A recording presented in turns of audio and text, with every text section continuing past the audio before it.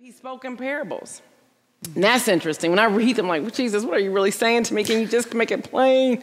But sometimes we have to understand, what is it that he's saying? Here's some rocks, and you try to put seeds in rocks. Well, what's going to happen? Here's good soil. Here's bad soil. Here's some money.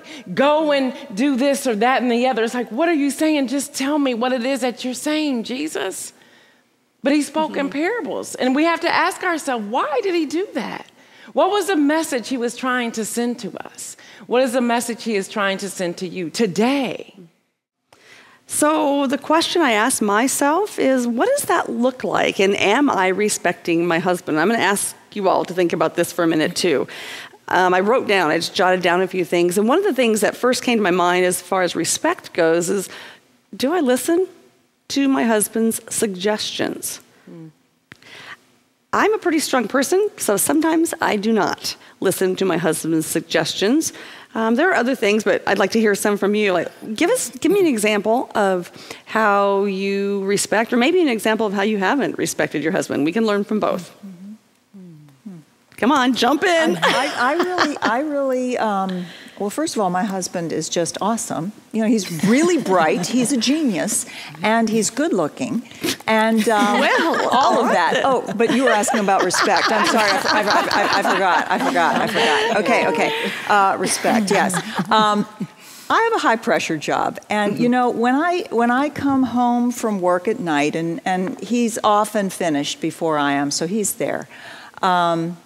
If I'm really struggling with something, I ask for his opinion. I need his opinion. And that is a sign of respect because I listen to it and I usually go with it.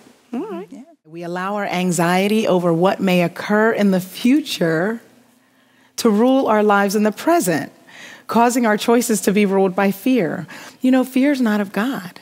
And we're not there yet. And there's times where I go ahead of God. I already have either failed him, I've already failed whatever situation nope, it's not going to work. And I go ahead and I get anxious over what hasn't even happened yet. But you know what? The best place to be is in God's presence right now, in the middle of his will. He will take care of the future. But I am just so guilty of going ahead of him and I almost sabotage my own plan because if I can't see it working out in my finite wisdom, I'm just like, oh well. And God's saying, oh my goodness, you know, just be patient. Sometimes he has me dragging along behind him. But if I can be in the moment and be in the spirit with him, then I can cast all that stuff on him. Your unique self demonstrates a set of strengths, giftedness, interests, skills, abilities. You have a personality, you have thought continuums, love languages, that internal fingerprint.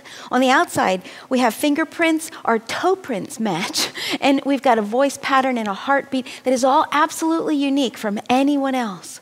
You are incredibly unique, and God has specifically designed you different than anyone who ever walked the face of the earth or whoever will, and you are designed for a purpose. So you've got this uniqueness to you that is so incredible. The Bible tells us in Genesis 2 that when God surveyed his creation, it was not complete, and he saw that man was alone.